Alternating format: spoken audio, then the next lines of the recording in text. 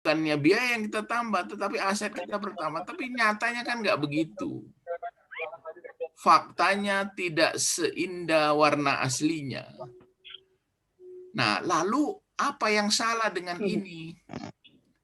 Maka tadi kita singgung produktivitas. Produktivitas itu apa tadi? Output. Produktivitas itu lambangnya begini ya. Sering output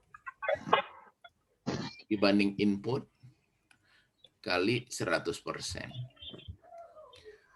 Nah, jadi produktivitas itu adalah hasil yang dicapai oleh SDM ini. Jadi input ini kan salah satunya adalah SDM ini.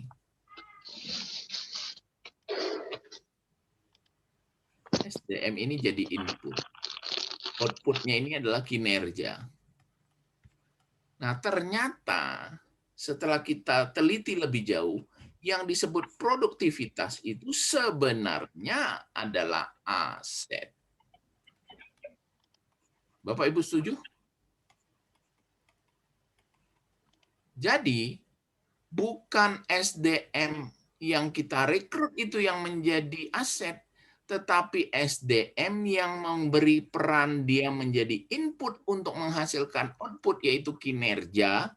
Jadi kalau kita rekrut satu orang, gampangnya gini, rekrut satu orang, dia, satu kan di bawah ya input, satu orang dia akan hasilkan 10, berarti produktivitasnya kali 100% kan 1000% tuh. Benar nggak? Iya, Pak. Nah, kalau satu orang produktivitasnya 10, berarti kalau kita rekrut 2 orang misalnya Pak, jadi satu ini kita tambah dengan temennya satu lagi. Kalau outputnya nggak nambah, outputnya tetap 10 Pak. Berapa hasilnya? 10 bagi 2, 500 kan? Jadi yang kedua ini aset bukan? Bukan. Liabilities kan? Paham nggak maksud saya? Paham, Pak. Nah, sekarang kalau yang kedua ini ternyata memberikan produktivitas yang sama, berarti dia kan jadinya 20. Berarti ini 1000. 20 banding 2 kan tetap 1000. Nah, tapi 2 orang ini akan menghasilkan nilai absolut yang berbeda nggak, Pak? Karena outputnya 20. 10 dan 20 kan outputnya berbeda kan? Omset lah gampangnya. 10 juta dengan 20 juta, gedean mana omsetnya? 20, Pak. 20 juta. Nah, artinya penambahan SDM yang kedua inilah memberikan kontribusi pada output, sehingga yang menjadi aset itu bukan hanya SDM-nya, tetapi produktivitas SDM itulah aset gitu ya. Ada pertanyaan nggak? Nah, nanti dalam perkembangan apa sih produktivitas SDM? Maka di dalam manajemen SDM akan dipelajari filosofi yang mendasar, right man on the right place itu. Ringgit Malaysia dan rupiah inilah yang menjadi penting, gitu kan? Oke. Ada pertanyaan? Tidak ada. Nah, sekarang kita Saya boleh tanya, Pak? Boleh, Pak Edi. Apakah produktivitas itu bisa disamakan dengan efisiensi, Pak? Karena kalau misalkan di teknik mesin itu kan ada siklus Carnot, itu kan perbandingan antara output dengan input itu kan Ya, istilahnya mirip, Pak. efisiensi, Pak ya. Ya, Apakah tapi itu kemudian di konteks ini itu bisa disamakan? Betul. Ya, betul. Istilah permesinan adalah efisiensi. Sejauh mana efisien tadi pengertian manajemen apa, Pak? Bisa meminimasi sumber daya, Pak. Iya, jadi kalau efisiensi dalam mesin artinya consumable energi yang dia serap dibanding dengan power yang dia hasilkan, Pak. Jadi konteksnya tetap penggunaan sumber daya. Sumber daya di sini apa? Energi yang dia serap atau fuel consumption yang dia serap sebagai input dibanding dengan output atau energi atau daya yang dihasilkan.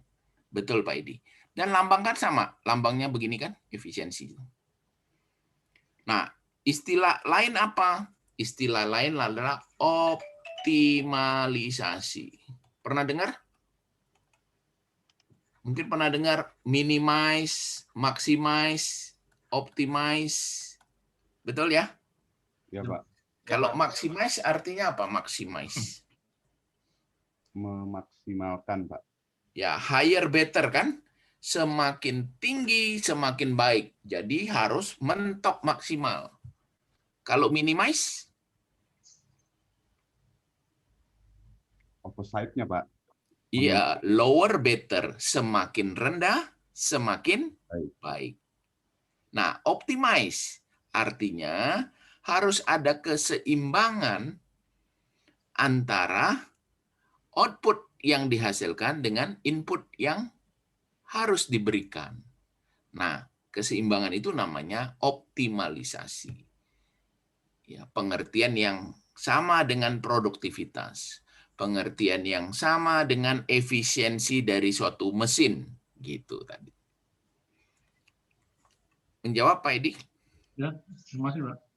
Ya, ini term-term atau terminologi-terminologi yang kita pegang prinsipnya Pak.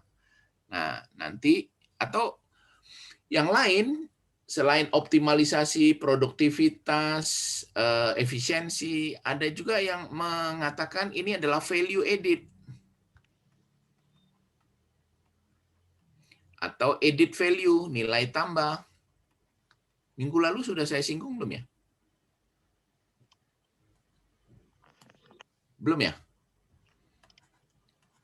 Value added itu sama. Quality over the price. Manfaat yang dihasilkan, which is output, minimal pengorbanannya. Jadi value added adalah manfaat yang dihasilkan dibanding dengan pengorbanan. Jadi beli tas merek terkenal, mereknya Louis Vuitton, ya LV, harga 50.000. Nah, itu kan namanya value added walaupun KW kan. Artinya apa? Ada manfaat yang kita rasakan maksimal dengan pengorbanan yang minimal, itulah disebut dengan value added. Ya, pengertian yang koheren atau sejalan dengan produktivitas, efisiensi, optimalisasi tadi. Maka kita coba lihat. Dalam bahasa sehari-hari ada istilah boros, hemat, dan pelit. Mana yang bagus, Pak? Hemat Pak. Hemat, Pak. Kenapa hemat yang bagus? Pangkal kaya ya. Kata peribahasa kan gitu. Hemat pangkal kaya. Gitu. Nah, apa sih yang membedakan? Itu adalah kita lihat dengan manfaat dan pengorbanan ini. Jadi boros itu artinya apa? Manfaatnya tidak dirasakan, tapi pengorbanannya harus dilakukan. Jadi boros itu sama dengan manfaat yang minimal dengan pengorbanan yang maksimal ataupun yang apa istilahnya, pengorbanan yang tetap ada gitu, tetap harus dikeluarkan, pengorbanan yang sama gitu ya. Nanti saya jelaskan terminologi marketingnya. Nah, sebaliknya pelit gimana?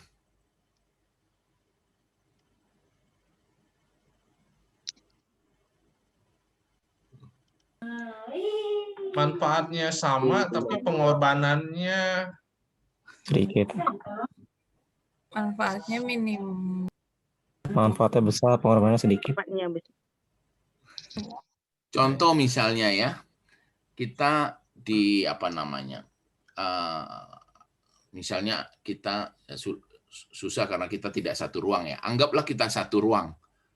Dan anggap kita kuliah siang hari. Kalau kita kuliah siang hari dan lampu menyala, AC menyala, itu pelit apa boros apa hemat? Siang hari lampu menyala. Boros, Pak. Boros. Nah, kita mesti cek. Kalau lampu dimatikan, kemudian Anda kesulitan menulis karena ruangnya gelap pakai infocus kan? Pakai proyektor itu. Kalau lampu dimatikan, berarti kan dalam rangka mengurangi pengorbanan kan? Maksudnya gitu kan? Tetapi manfaatnya hilang ya, dengan pengorbanan yang minimal, itulah perit. Setuju enggak? Jadi kenapa Pak kita di ruangan harus nyala AC? Karena AC itu memberikan kita manfaat yang lebih besar, walaupun nyala AC itu kita harus bayar gitu. Setuju? Nah, kalau gitu hemat apa? Keseimbangan antara manfaat yang optimal dengan pengorbanan yang optimal juga. Optimal tadi adalah manfaat yang dirasakan dengan pengorbanannya seimbang. Dalam bahasa marketing, ini sering dikatakan more for less. Jadi beli bakso nih, beli mie ayam, ya lagi promo mie ayamnya. Harganya diskon yang tadinya 10.000 jadi 5.000, berarti pengorbanan kita kurang kan? Ya. Lalu manfaatnya ditambah ekstra teh botol gratis. Jadi harganya diskon tapi dapat bonus minuman. Itulah yang disebut dengan more for less. We get more with less price. Itu bahasa marketing. Atau kita bisa mengatakan dengan more for same. Dapat teh botol, tapi tetap harga 10.000 gitu. Oke kan? Daripada harga bakmi 10.000, kita beli teh botol lagi tambah misalnya 5.000 kan jadi 15.000. Atau same for less. Bisa juga kan? Same for less artinya apa? Dapat yang sama tapi bayar lebih murah, Pak. Iya, teh botolnya nggak dapat. Ya. Bakminya hanya semangkok tetapi diskon 5.000. Nah, ini udah diskon plus bonus. Nah, ini more berarti dapat bonus tanpa diskon, no diskon. Ini dengan diskon, no bonus. Gitu ya. Ini semua pengertian-pengertian yang sama, Ibu Bapak, bicara antara output dan input. Ini semua kan bicara manajemen tadi. Benar nggak? Manajemen itu kan kita bicara kemarin adalah outputnya itu semaksimal mungkin, mau pakai terminologi marketing, mau pakai terminologi boros, hemat, pelit, itu kan terminologi keuangan itu. Betul nggak? Mau bicara terminologi SDM, sama. Manajemen intinya adalah mengelola sumber daya seefisien mungkin untuk mendapatkan hasil output seefektif mungkin. Oke, itulah hakikat atau prinsip utama kita memahami ilmu-ilmu atau metode-metode nanti terkait dengan konteks manajemen ini. Nah, lalu di dalam manajemen kita bicara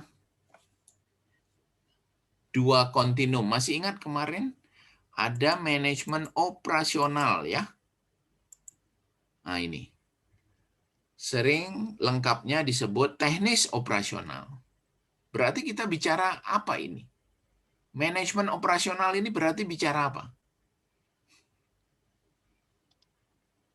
Sesuatu yang bersifat rutin, jangka pendek.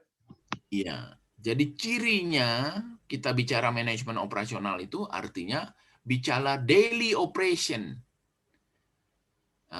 Bicara pengaturan yang rutin. Pengaturan itu apa, Pak? Tadi penggunaan sumber daya untuk menghasilkan output. Nah, lawannya teknis operasional namanya apa? Strategis. Ya, strategis. Nah, strategis ini manajemen strategi. Anda dapat nggak ya? Atau sudah dapat? Mata kuliah manajemen strategi dapat? Sedang Sedang, Pak. Sedang dapat. Oh, sedang dapat. Nah, sedang dapat itulah manajemen strategi itu bicara konteks yang pengaturan, berarti pengelolaan sumber daya lagi, untuk mendapatkan output kinerja yang orientasinya jangka panjang, menyeluruh, dan prioritas. Gitu ya. Kalau saya tanya, mana yang lebih penting? Strategi yang lebih penting atau yang operasional? Dua-duanya, Pak. Ya, dua-duanya selamat. Strategi, Pak. Nah, kan seperti kemarin ya, kita bicara efektif dulu apa efisien dulu? Ya efektif harus efisien, ya efisien harus efektif kan? Memang begitu. Tetapi kalau disimalakamakan, lebih penting mana? Operasional, Pak. Operasional. Strategis, Pak. Lebih baik Strategis. Kalau gitu, siapa yang bilang strategis tadi? Saya catat dulu namanya. Karena kita lagi kuliah, mata kuliah apa? Manajemen operasional. Enggak. Mana? Oke, kita dengar ya argumentasi. Yang manajemen strategis dulu. Kenapa, Pak? Kenapa dia lebih penting? pertimbangannya, Pak, kalau strategis itu kan kemampuan kita untuk choosing apa yang harus dilakukan, Pak. Oke. What needs to do gitu loh. Oke. Sementara kalau yang bicara teknis itu kan doing right, Pak. Kalau strategis itu doing the right things mungkin, Pak. Oh, itu konteksnya bukan strategis dan operasional. Right, do the right and do the things itu soal kepemimpinan dan manajemen. Tapi kalau strategi Nanti kita singgung itu ya. Memutuskan masalah, memaksimalisasi pilihan, melihat kemampuan kita, kemudian choosing yang paling tepat gitu, Pak.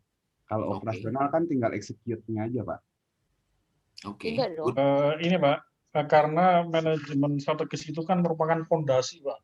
Fondasi sebagai acuan strategi operasional itu dirumuskan gitu. Jadi strategi operasional tanpa adanya strategik manajemen yang kita tahu dulu itu dia akan nggak tentu arah. Sebaliknya manajemen strategik tanpa didukung oleh manajemen yang mumpuni ya itu ibaratnya omong kosong, Pak. Kira-kira gitu, Pak.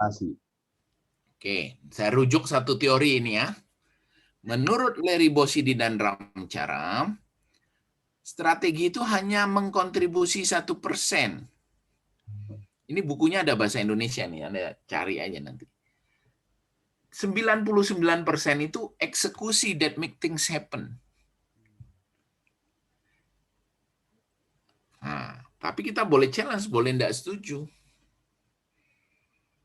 Jadi pimpinan bilang nih, oke, kita katakanlah misalnya pandemi ini, kita harus gencarkan penjualan online. Tapi kalau karyawannya gelagap-gelagapan dengan urusan gapteknya online, tetap aja dia sales door to door. Kan susah kan? Strateginya udah tepat nih. Pimpinan atau direksi sudah bicara, ini kita harus shifting cara jualan kita, promosi digital, channel online harus diperbanyak. Tetapi begitu turun ke anak-anak perusahaan, ke manajer, ke supervisor, ke salesman-nya, tetap aja mereka lebih happy door to door jualannya. Bisa terjadi kan? Kalau begitu, Salah strateginya apa salah eksekusinya? Eksekusinya, Pak. Salah eksekusi. Ya artinya bosnya udah bilang, udah bener nih, harus memperbanyak promo-promo di Twitter, di Instagram, di Facebook, di Google, dan seterusnya, dan seterusnya. Tetapi kan gaptek nih yang dibawa nih. Nah, bisnisnya akan achieve result nggak? Kinerjanya akan tercapai nggak? Walaupun strateginya benar loh. Tidak tercapai, Pak. Nah, jadi ini kata Larry Bossidy, eksekusi itu penting 99% dia bilang. Mau strateginya sebagus apapun, ya Pak ya. Nah, kata main bola nih ya cerita ya. Kata coachnya di pinggir. Iya. Kita formasi misalnya 4-3-3. Ini bagus main bola juga. 4-3-3 atau 4-3-3. Tetapi dasar bandel itu pemain sukanya show off, mau menang sendiri, yang back maunya nyerang juga, rusak formasinya. At the end strategi tinggal kenangan saja kan? Betul nggak? Betul, Pak. Betul, Pak. Itu mirip kayak Renstra Indonesia, Pak. Oh. Oke. Tapi, Ya, silakan.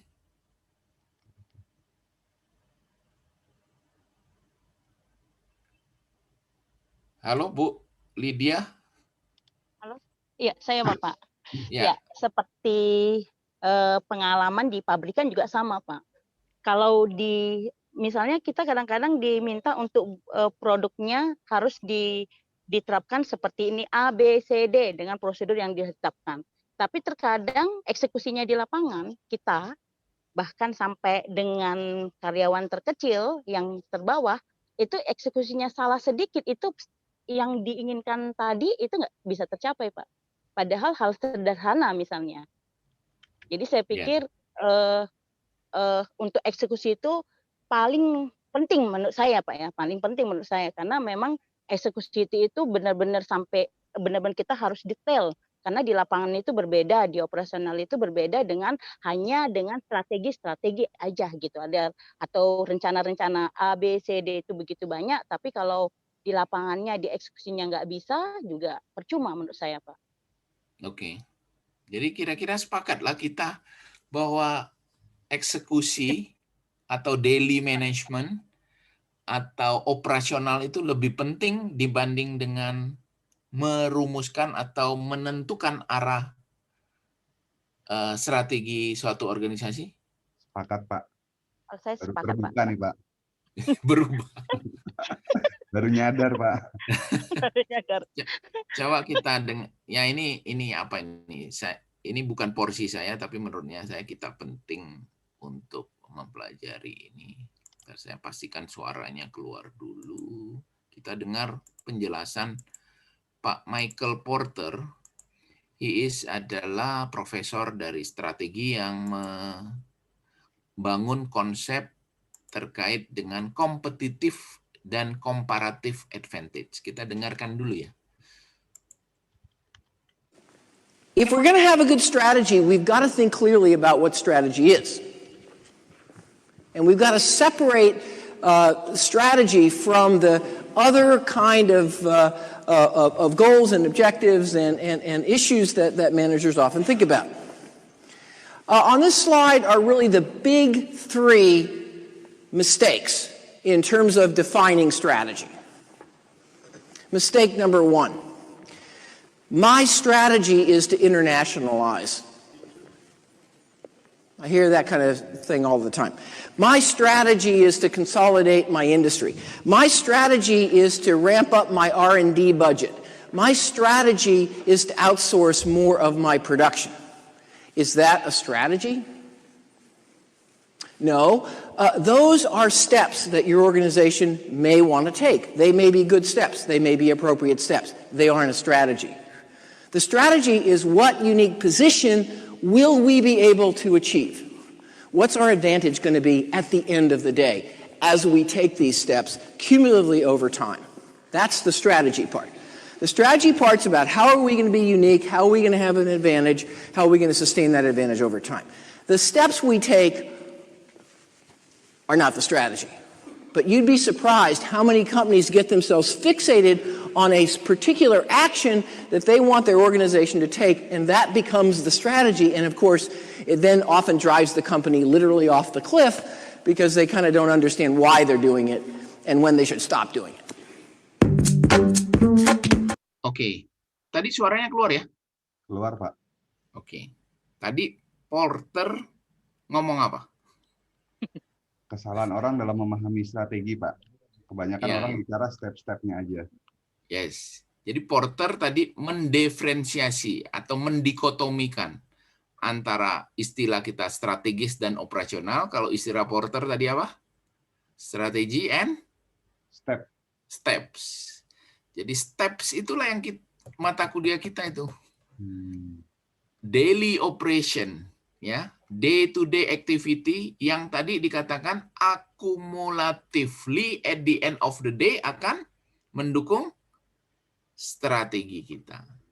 Jadi memang strategi ini urusan pimpinan, urusan BOD, karena mereka hire and fire. Nah, konteksnya adalah jangka panjang, menyeluruh, dan prioritas. Tetapi semua ini akan tercapai hanya jika ketika strategi yang didesain itu mampu dieksekusi. Jadi make things happen-nya di sini nih. Jadi tadi sebagus apapun strateginya, without proper execution, ya hasilnya nggak ada apa-apa gitu. Ya. Nah, namun demikian kita perlu lihat keseimbangannya. Oke.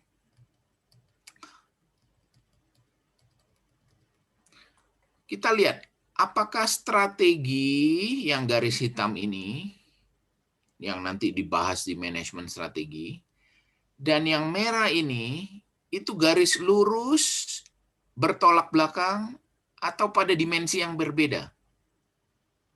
Kalau kita lihat dari diagram ini. Lain, Pak. Lain. Dimensi berbeda, Pak. Betul. Jadi, strategi itu tidak bisa dilihat bertolak belakang dengan operasional atau steps. Jadi kalau kita tanya, lebih penting strategi atau lebih penting operasional? That is a wrong question. Kenapa wrong question? Karena itu dimensi yang berbeda. Oke, pertama, waktu kita lihat dari sisi dimensi waktu. Misalnya strategi itu adalah business plan. Katakanlah Renstra, atau kita bicara soal corporate planning 5 tahun ke depan. Misalnya 2020-2025, gampangnya gitu. Kapan strategi ini harus kelar untuk periodisasi 2020-2025? Boleh nggak kelarnya di 2021-2022? Boleh, Pak. Enggak, Pak. Hah? Kalau strateginya untuk periode 2020-2025, itu selesainya di 2022, kira-kira apa yang terjadi? 2 tahun pertama tidak tentu, Pak. Iya, telat dong. Jadi idealnya, bukan ideal, normanya seharusnya kapan strategi 2020-2025 itu harus selesai? Firm selesai. 19, Pak. Iya, 2019 itu dia udah kerja keras, dia udah merumuskan, dia udah mencari data, dia sudah memformulasikan dengan nanti ilmu-ilmu di manajemen strategi, dan menyelesaikannya sebelum eksekusi dilakukan. Eksekusinya kan mulai berlaku 2020 tadi. Jadi satu, periodenya udah beda waktu nih. Strategi itu harus selesai sebelum eksekusi. Poin pertama. Poin kedua adalah strategi itu kan apa namanya? domainnya, tanggung jawabnya adalah pimpinan, top management. Jadi top management harus bekerja lebih awal untuk memastikan arah kebijakan, kemudian seluruh target-target yang harus dioperasionalisasikan itu sudah jelas dan terang benderang. Nah, itu nanti ilmu manajemen strategi untuk memastikan itu. Ya. Jadi satu, dimensi waktunya itu berbeda. Yang kedua, dimensi tanggung jawab atau domain pelaksanaannya itu adalah berada pada top management. Nah, sehingga dengan demikian, kalau kita merumuskan strategi 2020-2025 tadi, di sepanjang semester 2 2019, kita memantapkan, kita itu adalah top management memantapkan substansi dari strategi yang mau dijalankan oleh perusahaannya 5 tahun ke depan, kira-kira sumber daya yang dicurahkan merumuskan strategi itu berapa persen? Kan manajemen bicara sumber daya. Waktu merumuskan strategi, kira-kira effort kita berapa persen? 1%. Halo? 80 mungkin, Pak. Untuk menghasilkan strategi yang baik, berapa upaya kita? Gaspol apa setengah-setengah? Gaspol, Pak. Setengah, Pak. Gaspol. Kan ada istilahnya, Pak, if you fail to plan, you plan to fail.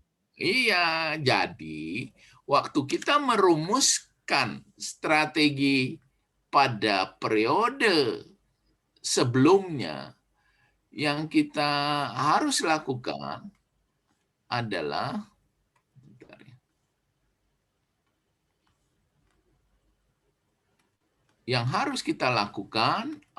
berapa persen? 100%. Setuju nggak? Jadi kita akan diskusi maksimal, kita akan challenge datanya, kita akan kritisi macam-macam. Tapi itu sekali lagi dijelaskan oleh dosen manajemen strategi saja. Sehingga once ini ditetapkan sebelum 2020, katakanlah di Desember 2019 paling telat, maka waktu dieksekusi berapa persen di sini? Kira-kira effort untuk mengeksekusinya? 100% juga, Pak. 100%. Loh Pak, berarti teori Larry Bossidy dan Ramcharan ini ngawur ya Pak ya? Bukan, dia lagi promosi buku. Judul bukunya namanya Execution. Jadi ini adalah angka yang menekankan eksekusi itu penting juga loh.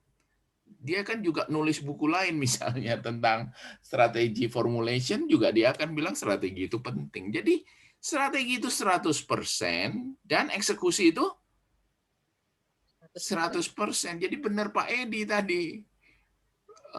Lebih penting mana strategi dan eksekusi? Sama pentingnya katanya. Karena that is a wrong question. Kenapa? Karena ini pada dimensi yang berbeda tadi, ya. Nah, Bapak Ibu lihat, dimensi eksekusi itu ada dua, people process, which is adalah leadership. Leadership ini bicara apa sih? Bicara empowering, pemberdayaan, bicara modeling, jadi contoh, teladan. Betul? Nah, operation process, hal yang kedua, eksekusi itu perlu apa? Perlu kepemimpinan, dan eksekusi itu perlu apa? Perlu harmonisasi, sinkronisasi, penyelarasan satu pihak dengan pihak lain. Maka Porter mengatakan, management adalah how to make people capable to join performance, the strength is effective, the weakness is irrelevant. Masih ingat kemarin?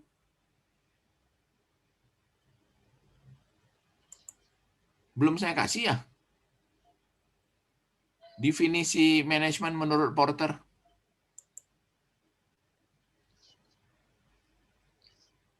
Halo, kalau belum saya jelaskan, kalau sudah kan tinggal menguatkan. Ini kebanyakan ngajar, saya lupa itu ngomongnya di kelas mana gitu. Mantap ini, Pak. Udah saya jelaskan belum? Saya lupa, mungkin karena bagian kuliah saya, Pak. Jawaban yang manajemen yang penting ke manusia ya. harusnya belum ya? Belum Atau ini, Pak. Hah, belum ya? Belum, Pak. Kemarin tuh kita ngedefinisin manajemen operasi, Pak. Oke. Coba saya cari ya. Oke, itu bahan S3 ya, sebentar. Unpak juga, MP.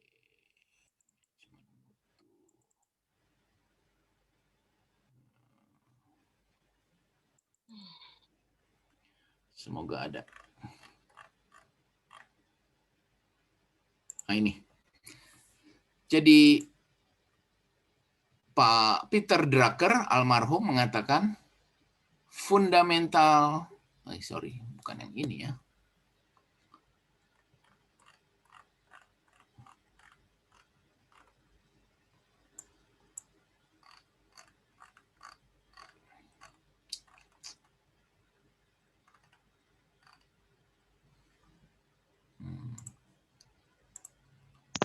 Di manakah itu? Semoga di sini ada.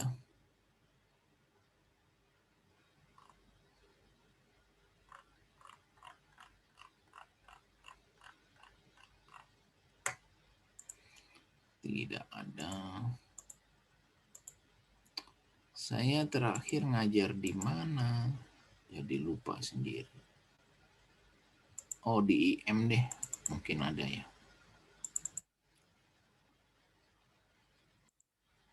Harusnya ada nih. Ya, ini ya. Nah, ini Peter Drucker mengatakan management adalah is about human being. It tasks to make people capable of joining performance to make their strength effective dan their weakness irrelevant. Jadi, manajemen itu soal utamanya tadi mengatur atau mengelola sumber daya yang dominannya adalah sumber daya manusia. Nah, kita katakan bukan manusianya, bukan inputnya yang jadi aset, tetapi perbandingan input sumber daya manusia ini dibanding outputnya lah justru yang menjadi aset. Jadi manajemen itu adalah bagaimana mengatur orang-orang, mengharmonisasikan kegiatan orang-orang untuk secara bersama-sama seimbang, kekuatan menjadi efektif, kelemahan menjadi tidak masalah untuk mencapai kinerja. Nah, disinilah ada satu terminologi atau konsep yang disebut organisasi yang sangat penting. Tapi ini nanti kita bahas di manajemen SDM kalau Anda ambil peminatan SDM. Ya. Sampai sini ada pertanyaan? Nah, kalau tidak ada, berarti kalau kita bicara steps, bahasa Porter, kita bicara ini operasional, bahasa mata kuliah kita. Itu kita bicara harmonisasi dan jangan lupa kita juga bicara kepemimpinan. Nah, tadi disinggung. Apa sih bedanya kepemimpinan dan manajemen itu?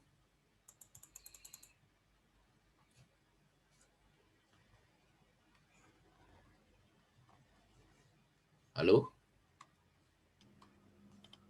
Manajemen. Kan sudah belajar kita manajemen tadi. Di awal saya tanyakan, Pak Bong mengatakan urusannya sumber daya, efisien, output, kinerja, efektif. Itulah manajemen. Caranya gimana, Pak? POAC. Kalau leadership atau kepemimpinan, ini barang apa? Apa bedanya?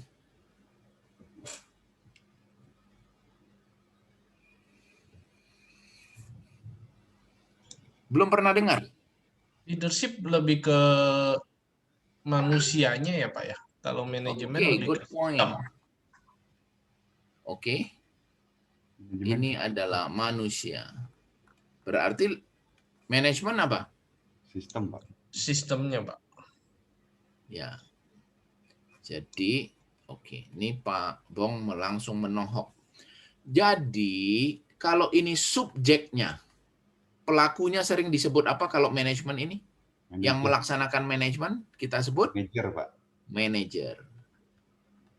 Itu kan subjeknya. Yang melakukan leadership disebut Leader Pak. leader atau pemimpin kan? Iya. Ya, leader atau pemimpin sama saja. Nah, predikat, apa yang dilakukan? Manajemen itu bicara penggunaan sumber daya yang efisien untuk menghasilkan output yang efektif, kan? Kinerja yang efektif. Bagaimana melakukannya? Kita tahu rumusan besarnya? POAC. POAC. Ya harus buat rencana, mengorganisasikannya, menggerakkannya, kemudian mengendalikannya. Terima kasih. Leadership, apa yang dilakukan seorang pemimpin? Leadership ini kan gampangnya mempengaruhi orang lain untuk melakukan apa yang kita inginkan, kan? Betul nggak? Contoh, Pak Bong coba layar video dinyalakan. Nah, kan dia ikut apa yang saya omongkan. Nah, berarti saya punya leadership di mata Pak Bong. Nah, itu saya menggunakan apa? Otoritas saya sebagai dosen, gitu ya. Contoh aja Pak Bong, boleh dimatikan kalau mau. Jadi leadership ini kan soal kemampuan atau kemampuan menggerakkan orang lain untuk melakukan seperti apa yang kita inginkan. Apa yang kita lakukan? Influence. Ya, memberikan pengaruh. Apa lagi? Instruksi. Ya, bisa perintah. Apa lagi? Perlu memotivasi nggak, Pak? Motivasi. Ya, Memberikan motivasi. Boleh, harus menjadi teladan nggak? Kasih contoh. Iya, Pak. Ya, kita harus memberikan contoh, jadi teladan. Nah, kalau kita menjadi teladan, memberikan motivasi, maka orang-orang yang kita pimpin itu akan melihat kita sebagai seseorang yang berwibawa. Gitu ya. Nah, sekarang kita lihat. Kalau ada subjek, ada predikat, berarti kan ada objek. Objek itu adalah hal yang dilakukan ini terhadap apa? Maka tadi kalau kita tanya apa manajemen dan kepemimpinan itu, manajemen itu bicara tadi kan Anda sebut sistem. Atau ini yang dilakukan adalah terhadap tugas-tugas. Sedangkan leadership mempengaruhi, memerintah, memotivasi, menjadi teladan, membangun wibawa. Objeknya apa? Orang. Maka disinilah tadi yang Pak Zulfikar mengatakan, leadership oleh Warren Bennis didefinisikan sebagai do the right. Melakukan yang benar. Manajemen bicara do the things. Membereskan hal-hal. Pekerjaan, mengatur kerjaan, membereskan pekerjaan, mengatur tugas-tugas. Ya, do the things menjadi right, menjadi benar, menjadi lancar, menjadi teratur. Leadership yang kita lakukan kepada orang lain itu kita melakukan secara benar. Hal-hal secara benar. Do the right things, ya. Jadi leadership itu melakukan do the right Manajemen itu melakukan do the things gitu. Jadi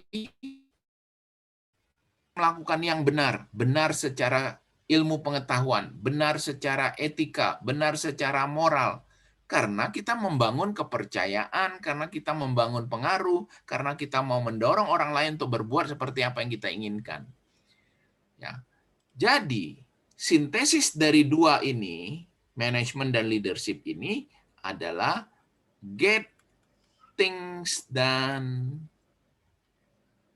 through other people. Ya. Jadi menyelesaikan pekerjaan melalui orang lain. Ya. Jadi leadership ini bicara tulus seperti merpati, hatinya tulus, ikhlas, dan cerdik seperti ular.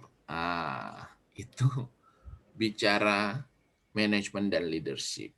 Ya, get things done through other people.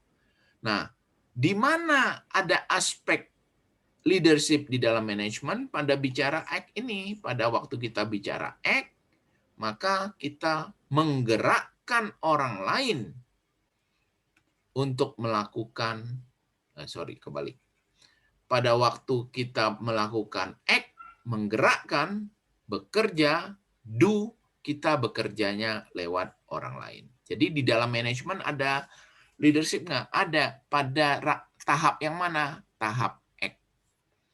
Jadi semakin tinggi jabatan seseorang, lebih penting manajemen apa leadership-nya? Semakin tinggi jabatannya?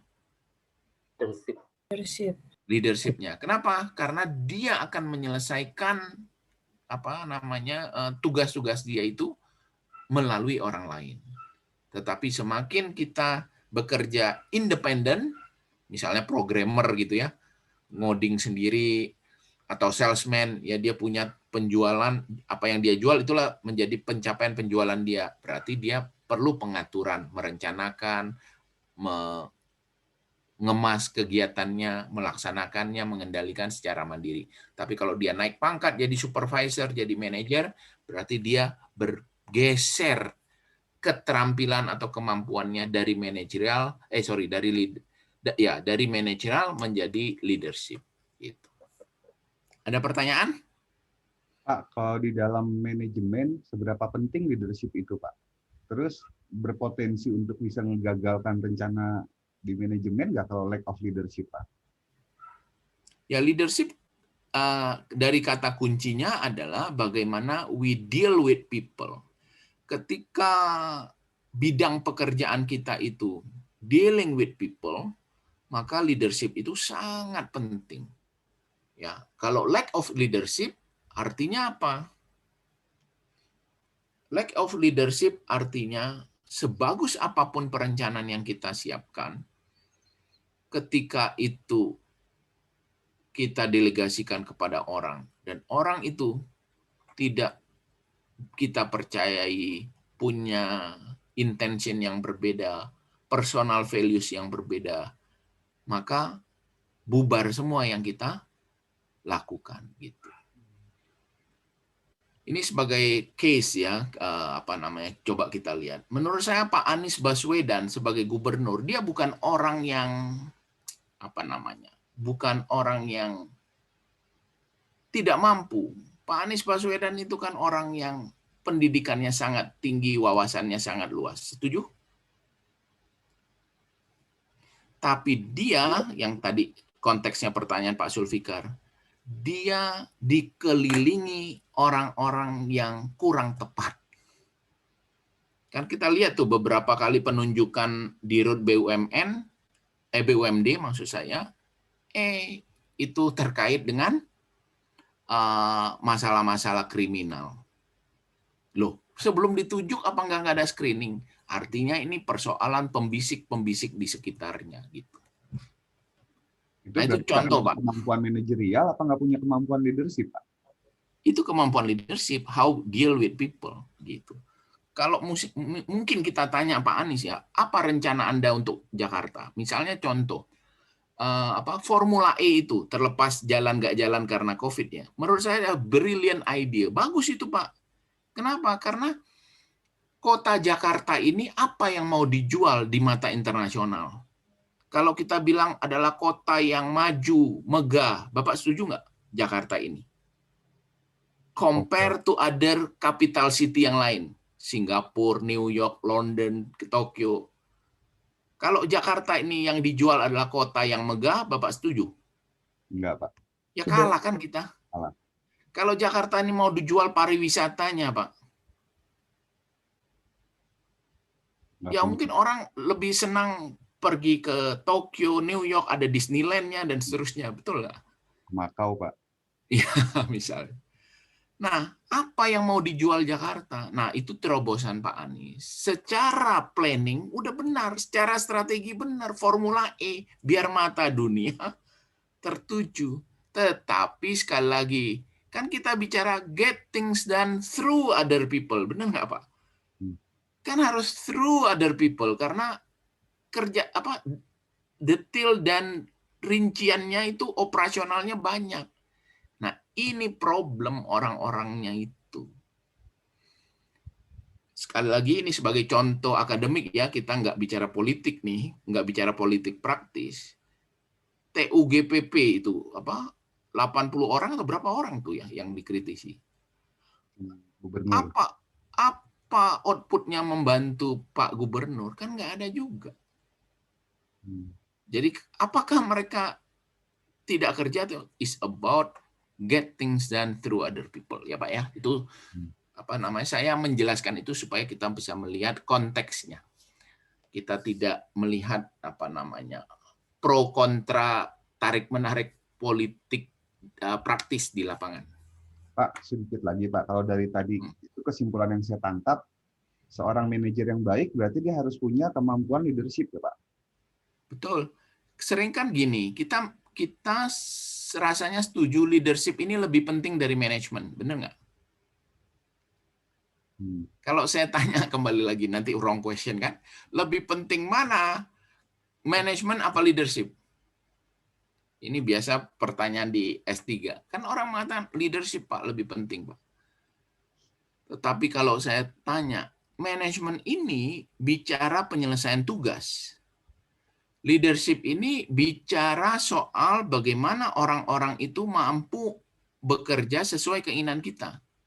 Pertanyaannya, di suatu institusi, di suatu organisasi, entah itu bisnis ataupun government ataupun LSM, lebih penting tugas tuntas anak buah mengeluh atau lebih penting anak buah happy tugas berantakan?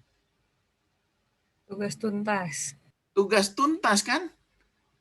Lalu ada yang berkomentar gini, oh enggak Pak, kalau anak buah happy, tugas pasti beres. Lalu saya bilang, andai kata dunia seindah itu.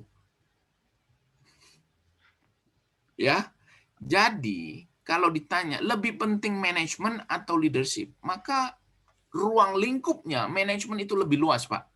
Maka program studi kita namanya manajemen, bukan leadership.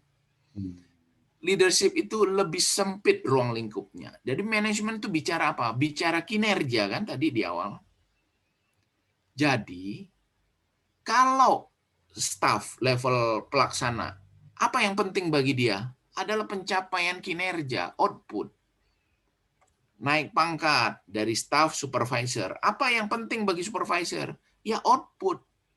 Naik pangkat jadi manajer. Apa yang penting bagi seorang manajer dalam bekerja? Ya kinerja juga. Direktur. Apa yang penting bagi dia? Kinerja juga. Setuju enggak? Nah, cuman ketika dia jadi staff, dia bisa lakukan itu semua sendirian. Kan tanggung jawab dia pada pekerjaan yang dia lakukan. Tetapi ketika dia naik supervisor, nah dia harus mengawasi anak buahnya supaya juga menyelesaikan tugasnya. Nah, itu mulai ada komponen leadership yang harus dia miliki. Jadi kalau seorang CEO seperti Pak Zulfikar memimpin grup besar gitu ya, itu apakah artinya manajemen ini tidak penting lagi buat Pak Zulfikar? Itu tetap penting. Dan Pak Zulfikar selalu akan mengatakan kinerja saya itu penting. Cuma tidak ada pilihan bagi Pak Zulfikar selain mencapai output kinerja Bapak melalui anak buah Bapak yang bisa bekerja dengan tuntas juga. Setuju nggak, Pak?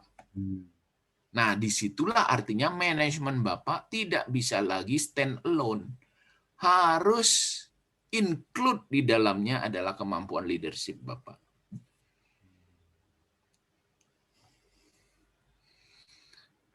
Oke?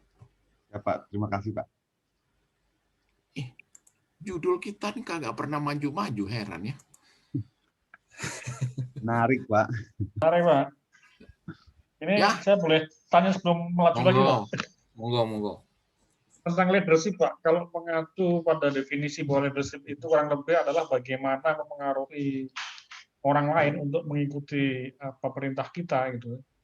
Apakah dapat diartikan leadership terbaik di dunia itu adalah misalkan seperti sosok seperti Kim Jong Un gitu Pak? Siapa? Kim Jong Un Korea Utara. Oh, Kim Jong Un. Nah, kalau Bapak baca Ken Blanchard, dia memperkenalkan konsep situational leadership. Leadership itu kan gampangnya gini ya. Menggerakkan orang itu caranya kan dua, Pak. Satu tadi dengan perintah, satu lagi dengan cara persuasi atau rayuan ya, persuasif. Kalau kita kasih perintah, hal yang beneficial atau hal yang positifnya kan cepat, Pak. Setuju enggak? Contoh lagi, Pak Bong tolong mic-nya dinyalakan, Pak. Nah, kan Pak Bong langsung jalan begitu saya perintahkan ya. Jadi kalau memberikan perintah itu nilai tambah atau keuntungannya cepat dari sisi waktu. Maka di sini dia perlu waktu atau kita sebut lambat saja. Kenapa? Membangun persuasi itu, membangun trust, pengaruh, kepercayaan itu kan membutuhkan waktu, Pak ya. Mesti ngobrol lah, nanti instrumennya itu adalah coaching dan seterusnya itu. Jadi kepada anak buah kita itu untuk membangun kemampuan mempengaruhi dia perlu waktu. Nah, tapi tentu ada positifnya ini dibanding dengan perintah. Kira-kira apa positifnya? Kalau kita, atau lebih bagus perintah atau persuasif sih, Pak? Kalau menggerakkan orang itu? Menurut saya sih persuasif. Dan kondisi Persuasif. Nah, apa yang menjadi keunggulan persuasif dibanding perintah yang di sini akan menjadi kelemahan dia? Dia tidak lagi tergantung pada sosok leader, Pak. Betul. Tidak ada leader, dia akan Jalan sendiri ya, menjalankan dengan Pak? sendirinya. Iya, artinya apa yang kita inginkan tuh tertanam permanen, Pak. Permanen itu artinya melekat pada hati sanubarinya gitu. Kalau di sini sifatnya kan temporal saja, Pak. Betul nggak? Ada perintah dia jalankan, nggak ada perintah kan dia standby aja, Pak. Betul. Setuju? Nah, kalau gitu, what can we do? Jadi kita mau ambil yang permanennya, kita juga mau ambil cepatnya. Jadi tidak ada kata lain adalah kombinasi, Pak. Antara tahu kapan harus tegas dan tahu kapan juga harus kita membangun komunikasi, mengalah, ajak ngomong, traktir bakso, dan seterusnya itu. Nah, inilah membentuk gaya kepemimpinan kita, Pak. Jadi gaya Pak Edi memimpin dengan gaya Pak Bong memimpin dengan gaya Bu Siti memimpin itu beda gitu. Ya. Nah, perbedaan inilah memberikan kita satu persepsi di mata anak buah kita tentang gaya kepemimpinan kita. Nah, oleh Ken Blanchard disebutkan bahwa gaya kepemimpinan itu tergantung dari situasi, sehingga disebut situational leadership, Pak. Jadi ada yang direktif. Direktif itu artinya ketika anak buah itu pengalamannya kurang, ya, jadi pengalaman, kemampuan, dan kedewasaan. Ya, kedewasaan ini kira-kira apa ya? Maturity. Baru lulus, Pak. Baru lulus S2, IP 4 mentok. Lalu lulus akuntansi. Lalu kita serahkan tugas, tolong kerjakan 3 hari lagi kasih ke saya. Kira-kira anak yang baru lulus kita kasih segepok kerjaan tanpa ada bimbingan, stres nggak dia, Pak?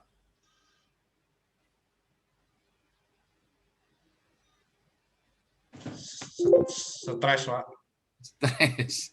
Nah, di kebalikannya ada pensiunan pegawai negeri kantor pajak Bogor yang sudah 30 tahun menjadi pegawai kantor pajak, lalu dia membantu di kantor kita sebagai pensiunan pajak.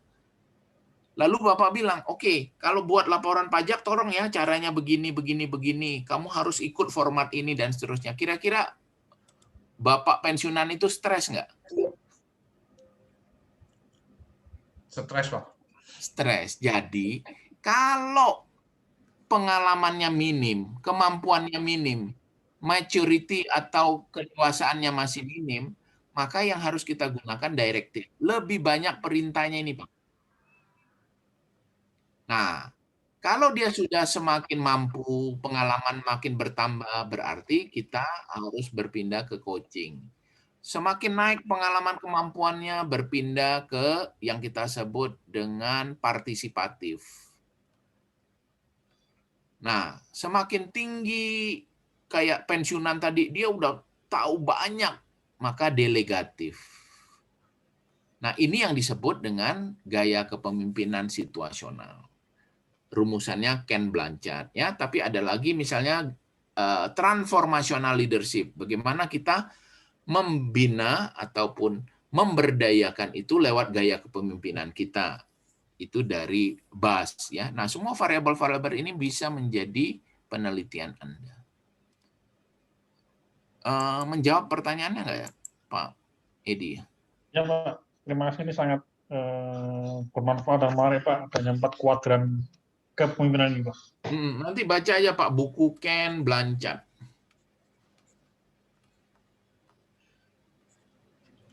Kalau nggak salah tulisnya gini, ya. Situational leadership. Oh ya, Pak, saya kirim buku lewat Pak Bong. Teman-teman terima nggak ya? Yang Stevenson itu, Pak, ya? Ya, ada beberapa buku, itu buku-buku terakhir. Nah, itu tugas kelompok bisa diambil dari situ ya, Pak? Ya. Nah, kalau buku saya yang menjadi tugas pribadi, saya cek penerbitnya kemarin, katanya di bawah tahun 2019, mereka belum punya e-booknya, jadi terpaksa tidak bisa dikasih e-book. Ya. Beli di penerbitnya, Leutika Jogja, atau beli di kantor saya itu. Di kantor Bapak cuma ada 3, Pak. Hah? Emang mau berapa? 3 itu. Mau semuanya, Pak. Penasaran, Pak. Guna itu, Pak. Rasanya ada, masa sih cuma 3? Saya udah kontak, Pak, ke Ibu apa? Mili. Iya, betul, Pak. Yang nggak ada nanti SMS WA saya, Pak. Siapa? Saya carikan, mestinya ada. Baik, kita back to laptop, nggak mulai-mulai ini. Nah, tadi Pak Zulfikar mengatakan nobody plan to fail. Tidak ada orang berencana untuk gagal. Tapi banyak yang fail to plan. Pertanyaannya, planning itu apa sih?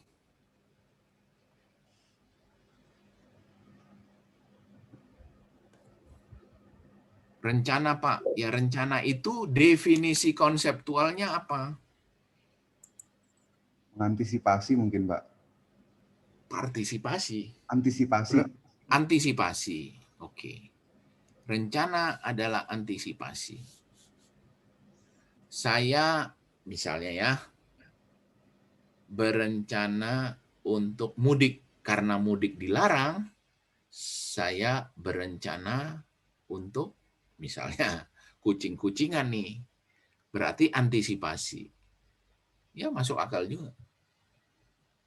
Ada pendapat lain? Apa itu rencana?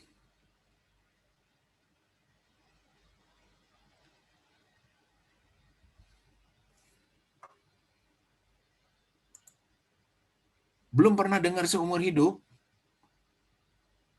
Udah Pak, tadi Bapak ceritain. Sudah, Pak. Oke, misalnya saya tanya, Bu Rahmawati besok kan besok Sabtu ya? Libur, Bu? Iya, Pak, libur. Ibu punya rencana apa besok? Bersihkan rumah. Nah, ada rencana membersihkan rumah. Jadi rencana itu apa? Bisa dikatakan proses tuh Pak, proses yang mendefinisikan tujuan. Tujuan supaya rumah bersih. Jadi sudah rencana untuk dibersihkan. Oke, proses, upaya. Proses untuk mendefinisikan tujuan yang akan dicapai nanti. Proses yang mendefinisikan tujuan. Jadi waktu membuat rencana, Bu, tujuan dulu ditentukan atau rangkaian kegiatannya yang ditentukan dulu? Rangkaian kegiatan dulu sih Pak, tapi kan udah punya bayangan ya, bayangan apa sih nanti yang akan saya capai dengan melakukan planning seperti ini.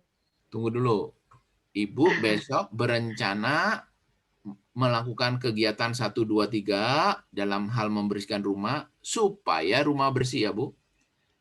Nah, waktu Ibu mau melakukan itu, Ibu pikirkan rangkaian kegiatannya dulu tanpa memikirkan hasilnya. Atau Ibu mikirkan, oh saya mau membersihkan rumah, maka saya lakukan 1, 2, 3, 4. Awalnya kan memang planning dulu, maksudnya segala sesuatu kan harus direncanakan dulu. Direncanakan dulu, tetapi kan sebelum itu dilakukan, pasti kita udah punya bayangan kan, apa yang nanti akan saya capai dengan membuat sebuah planning ini. Artinya kan planning itu kan juga bukan hanya sekedar planning tanpa tujuan ibaratnya. Kayak saya mau pergi ke pantai, padahal tidak tahu pantai di mana misalnya. Nah, itu yang terjadi kalau planning itu adalah alat untuk mendefinisikan tujuan. Yang penting saya ke pantai dulu aja dulu. Begitu sampai pantai saya mau ngapain ya? Oh, saya ke pantai untuk pacaran. Saya baru sadar ketika sampai pantai bahwa tujuan saya pacaran. Apakah begitu? Tidak, Pak. Tapi kan berarti itu... Atau kita tentukan saya mau pacaran, enaknya di mana ya? Kayaknya enaknya di pantai loh, zaman COVID ini lebih aman. Mana yang benar? Tujuan dulu ditentukan, baru rangkaian kegiatannya dilakukan, atau rangkaian kegiatan itu nanti akan menentukan tujuan? Ya, kalau dilihat dari definisi katanya sih kan planning ya, Pak. Planning itu kan artinya baru perencanaan. Tapi kan kalau seperti saya di pemerintahan ya, kalau kita membuat sebuah perencanaan berarti kan itu sudah punya tujuan, Pak. Maksudnya walaupun nanti planning itu bisa juga ada yang tidak bisa dilakukan, maksudnya tidak bisa kalau kayak di rencana kerja itu kan ada yang terlaksana, ada yang tercapai, ada yang tidak tercapai. Nah, tapi kan segala sesuatu yang kita rencanakan untuk misalnya 1 tahun ke depan ini, misalnya sebuah kantor perencanaannya membangun ini atau membuat pengadaan ini. Nah, ketika tidak terlaksana, nah itu kan bisa direvisi artinya baru perencanaan artinya kan perencanaan, Pak. Maksudnya planning itu bukan hanya sekedar planning gitu maksudnya saya. Maksudnya planning itu juga harus sudah punya bayangan walaupun nanti kenyataannya bisa juga tidak terjadi, maksudnya bisa meleset dari apa yang direncanakan. Kan baru dideskripsikan aja, Pak, maksudnya. Ya. Jadi rencana adalah definisi konseptualnya alat bantu manajemen untuk menentukan keputusan apa yang harus kita lakukan di masa yang akan datang. Setuju nggak? Jadi kalau kita sudah punya rencana, gampangnya kan kita membuat schedule. Schedule itu rencana yang paling sederhana itu. Misalnya besok jam 10 saya janji ketemu si A. Jam 12, oh mesti buru-buru pindah tempat karena janji makan siang dengan si B. Lalu jam 3, enggak, besok puasa enggak jadi makan siang ya. Jam 12 pindah karena ada janji dengan mahasiswa untuk diskusi. Jam 3 saya mau kembali karena ada urusan untuk bersih-bersih rumah dan seterusnya. Lalu jam 6 saya ada. Nah, ketika waktunya sudah hampir jam 10, maka kita tahu persis apa yang harus kita lakukan, betul? Jadi dengan adanya rencana, kita tidak lagi mempertimbangkan atau memikirkan apa yang harus kita lakukan. Karena sudah ada alat bantu yang menentukan keputusan apa yang harus kita lakukan. Gitu ya kira-kira. Jadi, dalam rencana ini ada dua problem besar. Problem pertama adalah disebut alat bantu. Alat bantu. Ketika seseorang di bidang itu, misalnya tadi Bu Rahmawati bilang, di bagian apa Bu tugasnya di Pemda? Perencana. Perencana, ya. Ketika bertugas sebagai pejabat fungsional perencanaan itu sudah 5 tahun, artinya sudah katam, ngerti persis kalau tugasnya itu mesti ngapain. Kira-kira perlu alat bantu nggak? Perlu sih Pak, perlu. Ya, kalau Ya, ada yang IQ-nya, rendah ada hati bilang, indikatornya. kadang-kadang orang yang terlalu sombong atau jumawa gitu ya, saya udah hafal Pak, mesti ngapain. Jadi saya tidak perlu lagi alat bantu. Ya, whatever will be lah. Kumaha engke wae katanya. Apapun yang terjadi besok ki sera-sera gitu. Kenapa? Karena dia udah tahu apa yang akan terjadi. Padahal banyak hal hari-hari besok itu situasinya bisa berbeda dengan pengalaman-pengalaman kita masa lalu.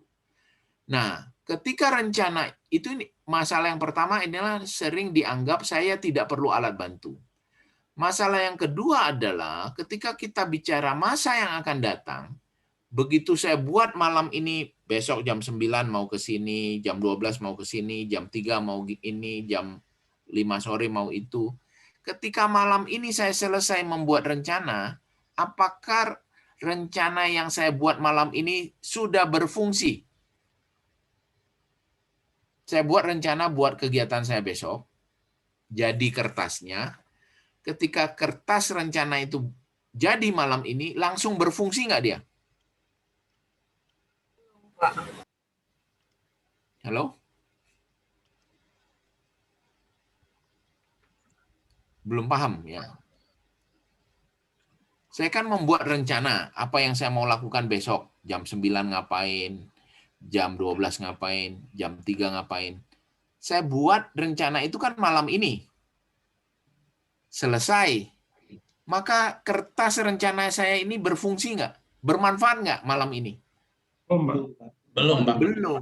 Kapan dia berguna bagi saya? Besok. Kapan? Besoknya, Pak. Jadi ketika rencana itu dibuat, Pak, dia tidak memberikan manfaat atau kontribusi apapun. Kapan manfaatnya? Ketika jatuh tempo.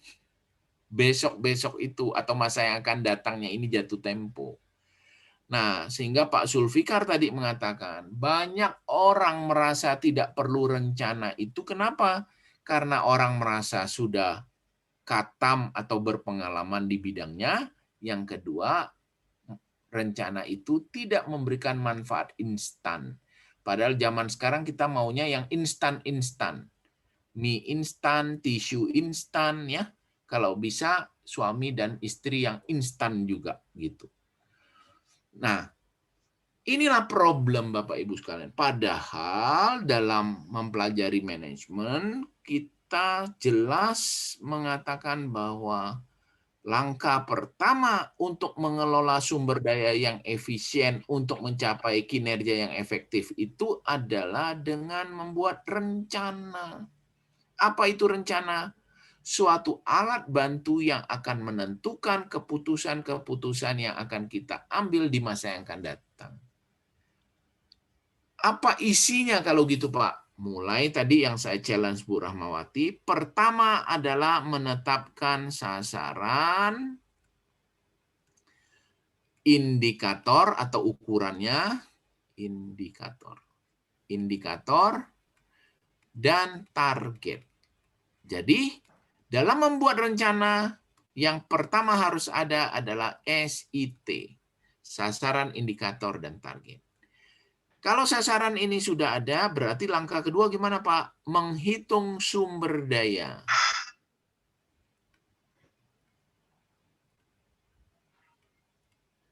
Jadi, saya mau ke Bandung misalnya. Itu adalah sasaran. Mau ngapain di Bandung? Ada rapat jam sekian. Maka saya harus menghitung sumber daya saya. Saya perlu berapa lama, perlu bawa uang berapa, perlu bawa baju berapa. Itu namanya saya membuat rencana. Setelah sasaran dan sumber dayanya itu misalnya, besok saya harus pagi-pagi ke Bandung karena jam 10 rapat. Berarti saya harus berangkat pagi-pagi sekali misalnya. Saya harus menyiapkan apa? Saya akan naik mobil sendiri, berarti harus siapkan uang tol, uang bensin, dan seterusnya, dan seterusnya. Setelah ini dihitung cocok, maka langkah ketiga adalah menentukan proses kerja. Proses kerja itu urut-urutannya, tahapannya. Ketika proses kerja ini sudah didefinisikan, maka nanti dalam rangkaian itu kita tahu titik-titik kritis. Di tahapan mana akan ada titik kritis. Nah, di titik kritis itulah kita buat kontingensi. Rencana penanggulangan. Artinya, di dalam satu rencana yang baik terdapat antisipasi, bahasa Pak Zulfikar tadi. Skenario B. Skenario alternatif. Jadi di dalam rencana ada komponen pada titik-titik kritis saya sudah mengantisipasi hal-hal tertentu. Nah, ini Bapak Ibu sekalian, rumusan besar atau pengertian dari hakikat perencanaan. Ada pertanyaan nggak? Kita sering dengar istilah perencanaan strategis, bedanya apa, Pak? Nah, itu yang tadi strategisnya apa maknanya? Jangka panjang. Iya, jadi perencanaan strategis, substansi rencananya itu isinya, orientasinya jangka panjang, menyeluruh, prioritas. Kalau rencana operasional, artinya apa? Sasarannya, urutan kerjanya, sumber dayanya, titik kritisnya, yang sifatnya rutin, sektoral, dan detail. Jadi ketika Bapak pegang kata-kata kuncinya semua ini, maka Bapak bisa efektif itu apa? Output, Pak. Efektif output, kinerja, Pak. Efisien apa? Input, Pak. Efisiensi. Strategis apa? Jangka panjang. Jadi kalau terminologi-terminologi ini Bapak pegang, maka nanti ada sintesis-sintesis atau pengertian-pengertian gabungan, kita bisa mencerna dengan baik. Ya. Oke, ada lagi yang mau tanya? Saya ini terlalu banyak omong, bahannya nggak jalan-jalan. Oke lah, kapasitas planning artinya satu rangkaian keputusan yang kita deskripsikan di masa yang akan datang tentang kapasitas. Nah, kalau kita bicara manajemen operasional, berarti ini adalah terkait kapasitas operasional yang rutin, sektoral, dan detail. Jadi ada dua istilah, design capacity atau kapasitas kapasitas terpasang atau kapasitas terencana, dan actual capacity atau effective capacity. Jadi antara yang kita rancang, ya minggu lalu saya kira udah saya sebutkan ya, misalnya di speedometer itu kan desainnya sampai 200 km, tetapi sebenarnya efektif kapasitinya kan tidak pernah sampai 200 itu.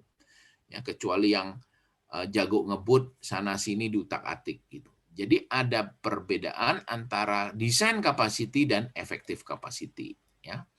Nah, ini ada beberapa ada beberapa istilah yang tadi sudah kita bahas. Sebagian kita sudah bahas. Jadi utilisasi atau pemanfaatan atau penggunaan adalah real output dibanding desain kapasitinya. Ya. Ini silakan dibaca textbooknya ya. Saya kan sudah kasih. Efisiensi tadi yang ditanyakan Pak Edi adalah actual output atau hasil yang faktual dibanding dengan effective capacity. Effective capacity itu tadi apa? Kapasitas real, bukan desain capacity. Ya. Ada pertanyaan? Ini saya tidak masuk contoh-contoh, ini kan hitungnya gampang-gampang, sederhana saja. Kalau tadi kita udah pegang prinsip-prinsipnya. Ada contoh. Nih. Oke. Minggu lalu produksi itu 140.000 roll. Ini ceritanya roll roti, tapi bisa kita ganti juga roll tisu bisa juga. Jadi satu pabrik kapasitasnya outputnya adalah 148.000. Efektif kapasitinya adalah 175.000. Berarti bulan lalu itu efektif apa enggak, Pak? Minggu lalu itu. Enggak, Pak. Kurang kan? Ya. Gitu. Per jamnya kemampuan mesinnya itu bisa 1.200 per jam.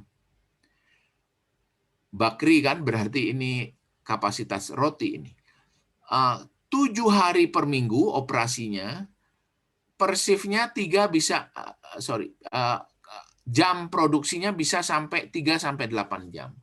Katakanlah 8 ya. 8 jam per hari kali 7 per jamnya 1.200, maka itu ada 67.200 gitu. Maka desain kapasitinya itu perhitungannya adalah Pak, kayaknya itu per shift-nya 8 jam kali, Pak, maksudnya, Pak. Makanya 7 kali 3 kali 8. Satu hari ada 3 Ya, shift. sehari ada 3 shift ya. Ya, betul, Pak. Betul. Jadi, sehari 3 shift. Ya, jadi 7 hari kali 3 shift per hari kali 8 jam ya, Pak ya. Lalu per jamnya adalah 1.200, sehingga menghasilkan desain kapasitinya adalah 1.600 roll. Harusnya segini, tetapi kenyataannya minggu lalu 140.000 roll. Berarti kita tahu minggu lalu itu tidak efektif. Efektif dia 175, artinya efektif itu maksudnya adalah optimalnya itu adalah 175. Apakah dia 175 ini masih mampu nggak? Sesuai desainnya nggak? Sesuai, Pak. Sesuai, karena desain capacity itu kalau kita lihat definisinya di atas, desain capacity adalah maksimum teori dari output dari suatu sistem. Kan maksimumnya berarti dia 200.001 itu. Gitu maksimumnya. Tetapi faktualnya adalah 700. Efektif kapasitinya 175 dan aktualnya minggu lalu 148. Nah, ini adalah data-data yang bisa memberikan kita justifikasi. Oke. Nah, utilisasinya berarti kita hanya minggu lalu itu hanya menggunakan 73% dari desain capacity. Oke, lalu efisiensinya minggu lalu itu dibanding dengan efektif kapasitinya hanya 84%. Nah, tinggal nanti kita bandingkan rata-rata industri berapa gitu ya. Pak, itu kan desain capacity-nya 201, Pak. Seandainya pemakaiannya 190.000, apakah kemudian jadi tidak efisien apa seperti apa, Pak? Kalau dia pemakaiannya lebih daripada angka efektif capacity yang 175.000 itu, Pak. Oh, kalau efektif capacity-nya 175, berarti efisiensinya lebih dari 175, itu bagus, Pak. Oh. Ya kan?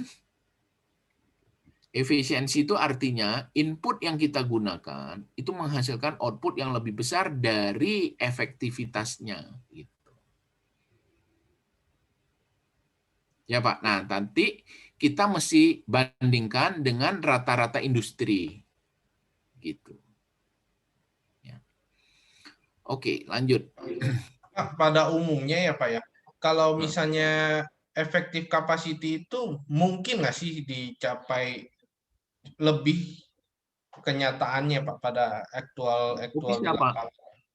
Bisa, tapi biasanya seasonal.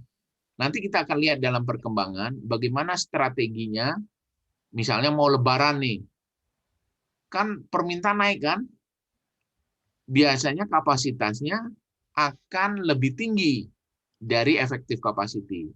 Tetapi bahan bakunya gimana Pak? Manpower-nya kita gimana?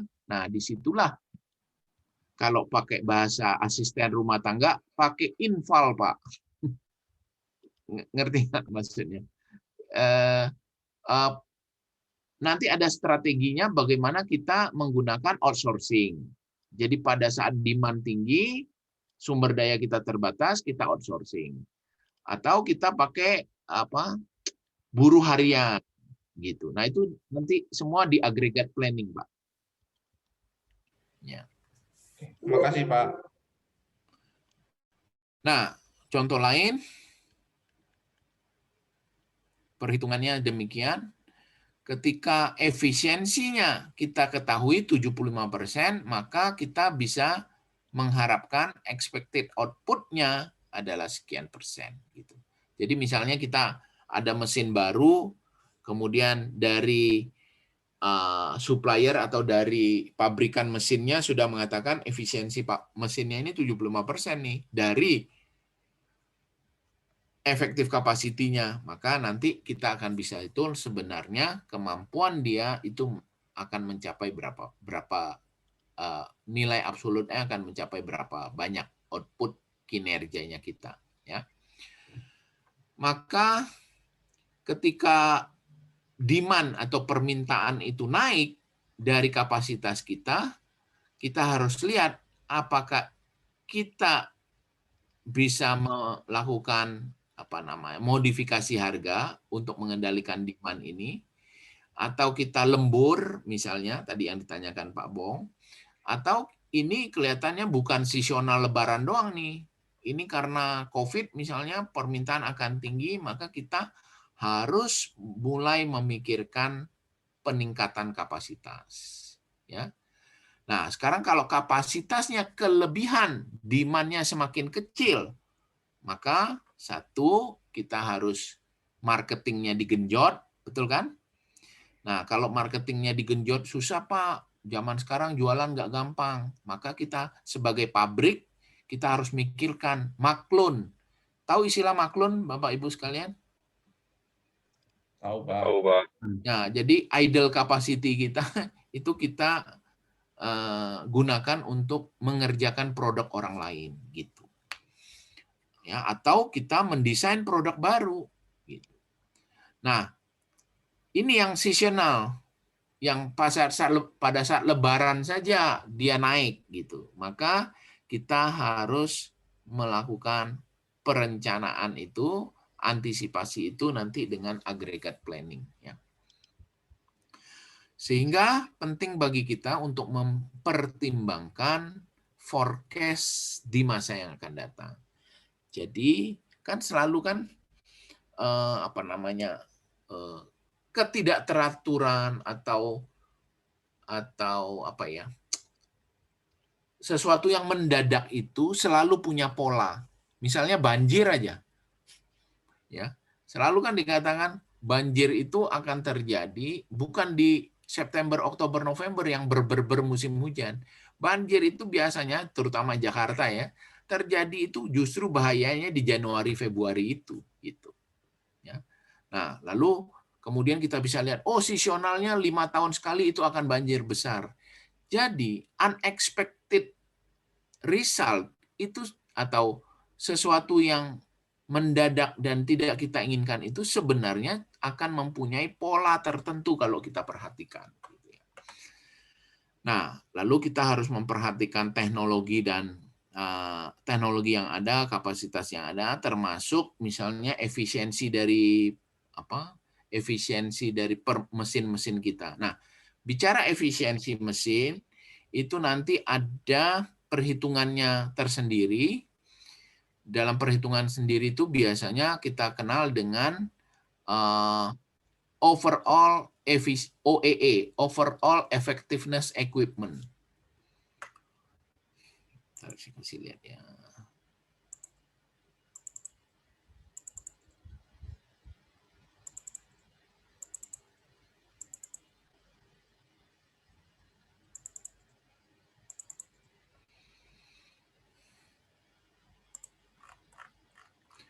Jadi ketika kita bicara apakah mesin kita ini termasuk mesin yang mesti kita pertahankan atau mesin ini harus sudah kita ganti dengan teknologi yang terbaru. Maka kita bisa melakukan, salah satu caranya adalah dengan menghitung overall equipment effectiveness atau OEE. Bagaimana menghitungnya? Berapa banyak waktu yang kita habiskan mesin ini sering rusak. Berapa banyak waktu yang kita pakai, misalnya mesin ini sebelum operasi dia mesti di setting-settingnya lama banget.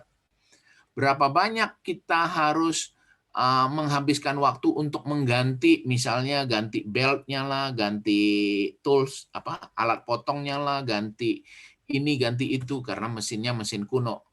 Lalu setiap kali dinyalakan dia untuk stabil itu perlu waktu yang lama. Nah, ini semua bisa dihitung.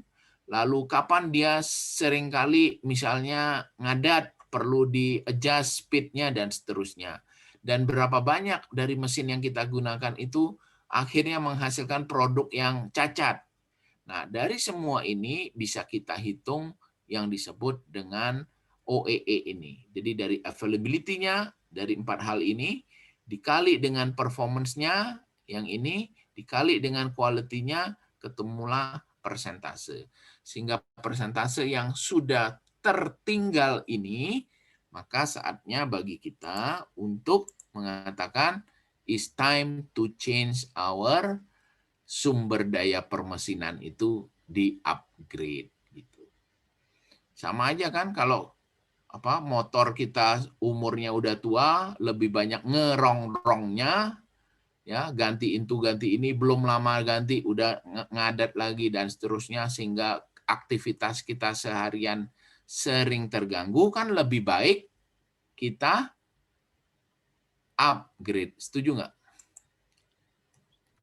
Itu juga alasan kita ganti baru kan. HP-nya rusak, ya kita harus syukuri, alasan untuk ganti HP baru gitu.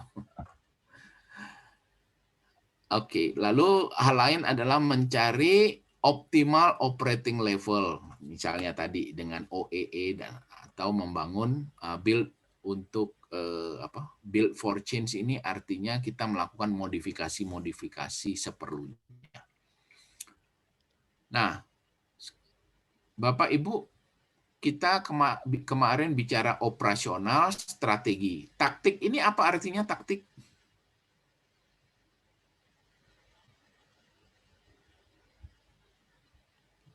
Door. Taktik artinya apa? Balik lagi. Oh, ini dia. Ada teknis operasional, ada strategi, ada taktik. Semua ini bicara tentang cara. Masih ingat nggak?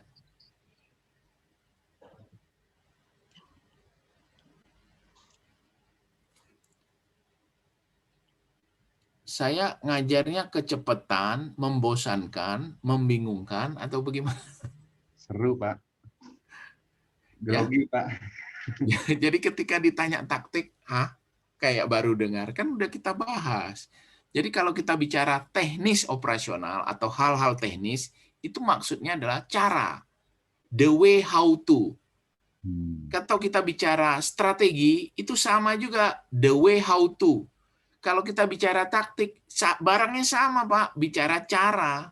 The way how to. Lalu bedanya apa, Pak? Kenapa ada 3 istilah yang berbeda? Bedanya apa tadi? Di jangka waktu. Ruang lingkup. Oh. Ruang lingkupnya berbeda. Kalau bicara yang konteks jangka panjang menyeluruh, berarti kita bicara substansinya, cara yang kita bicarakan itu konteksnya strategis. Atau itulah isi dari strategi. Kalau kita bicara hal yang teknis, rutin, detail, sektoral, kemudian technical ya, itu cara juga, tetapi ruang lingkupnya sempit atau ruang lingkupnya lebih ke daily operation. Nah, taktik berarti in between. Ruang lingkupnya tidak yang daily, ya kira-kira jangka menengah lah, kira-kira gitu. Nah, sehingga kembali ke sini, bagaimana cara untuk menyelaraskan kapasitas, kemampuan kita menghasilkan output dengan demand atau permintaan dari luar. Bapak Ibu setuju nggak? Menolak order itu dosanya lebih besar, atau kita tidak mampu memenuhi order itu, dosanya lebih besar daripada kita menghasilkan produk yang lebih banyak daripada permintaan.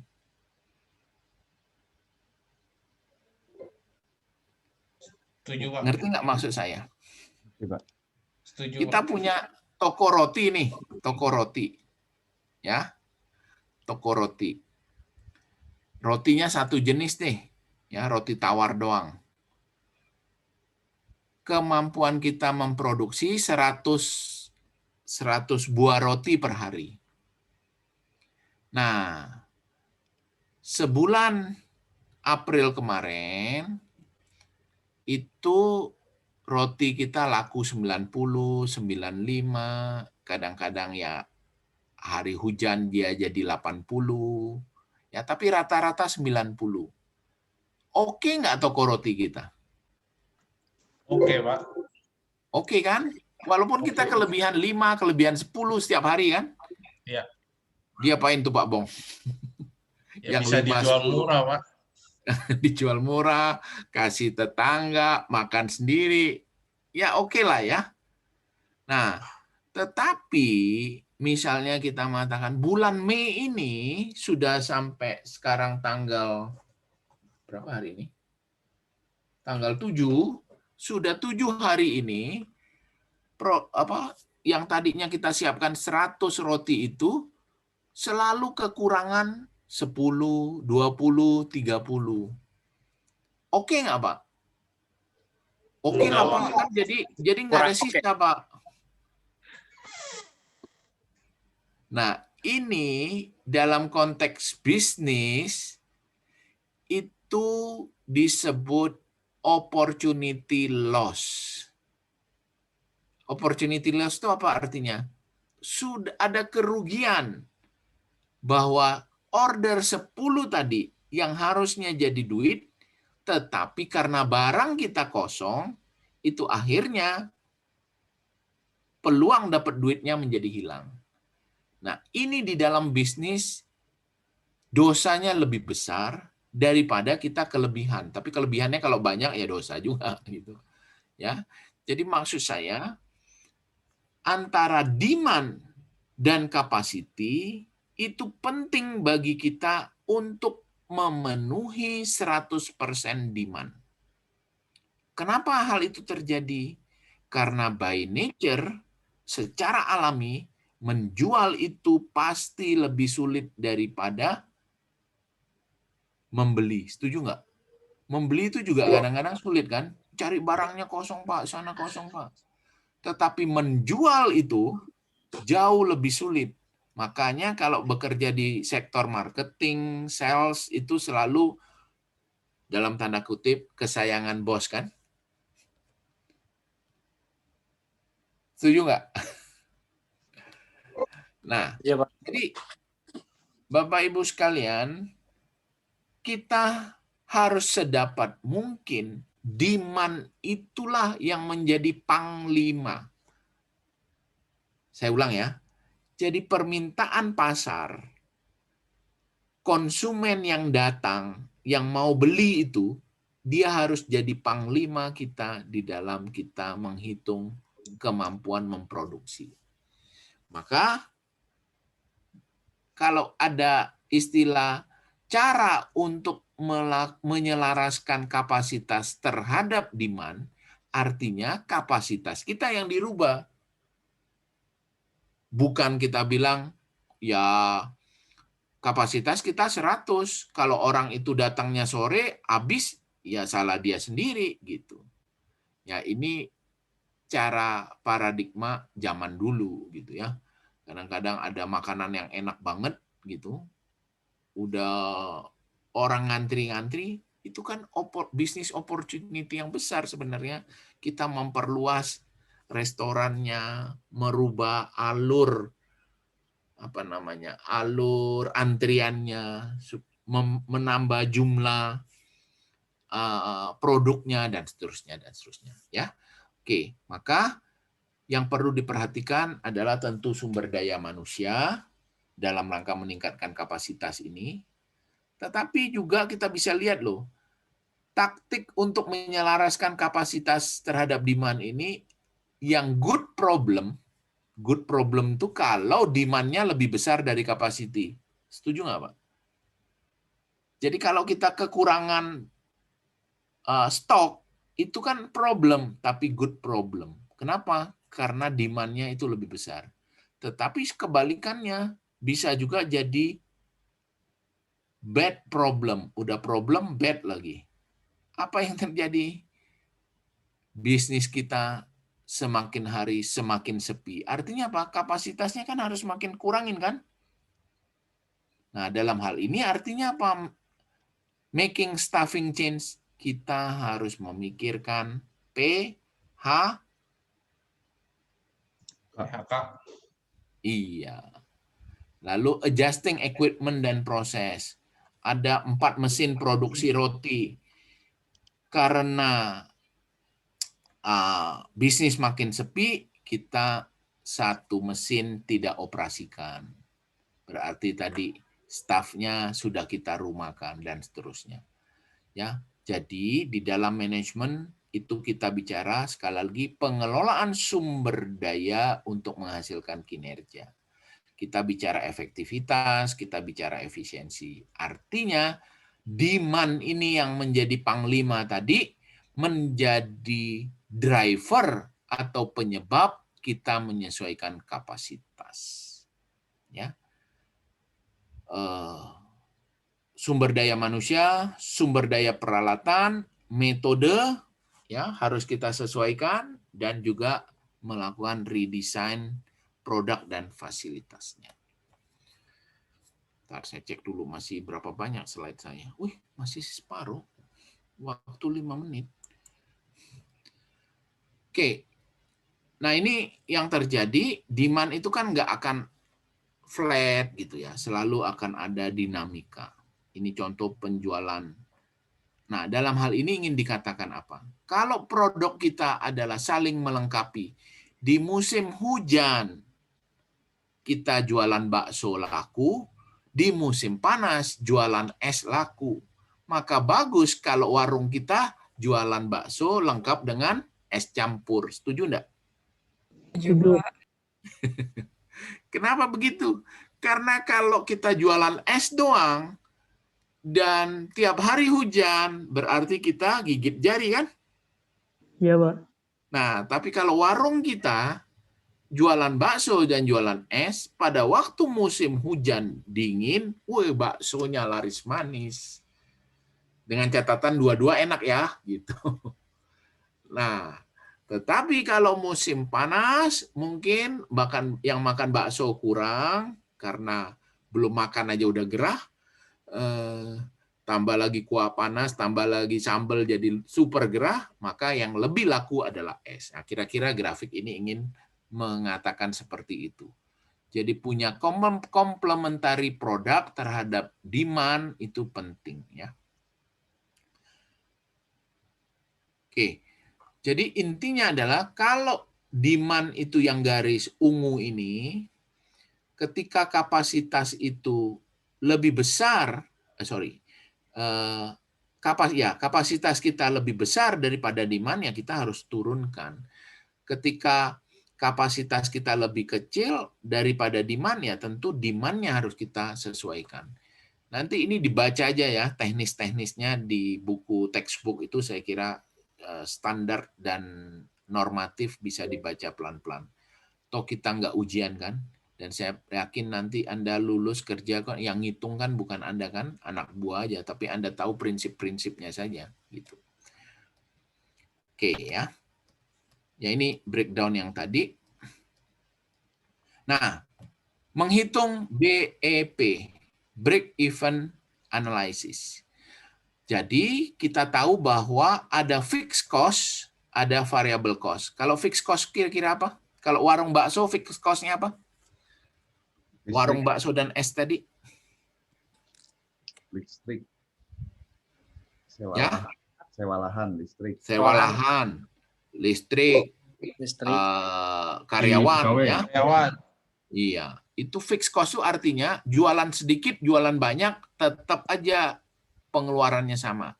Nah, sedangkan variable cost itu adalah terkait dengan banyak sedikitnya yang kita keluarkan. Nah, kalau variable cost warung bakso tadi kira-kira apa? Bahan baku. Bahan baku, betul. Ya, mie-nya, dagingnya, ya dan seterusnya itu. Oke, kita paham betul. Nah, bagaimana menghitungnya? Saya kira ada contohnya nanti. Jadi intinya fixed cost itu ya paten sepanjang kita beroperasi bisnis itu dia akan setinggi ini biayanya gitu. Nah, sedangkan ini biaya ya, yang tinggi biaya, yang kanan ini adalah volume. Nah, kalau variable cost, mana dia variable cost? Ini revenue ini adalah pendapatan.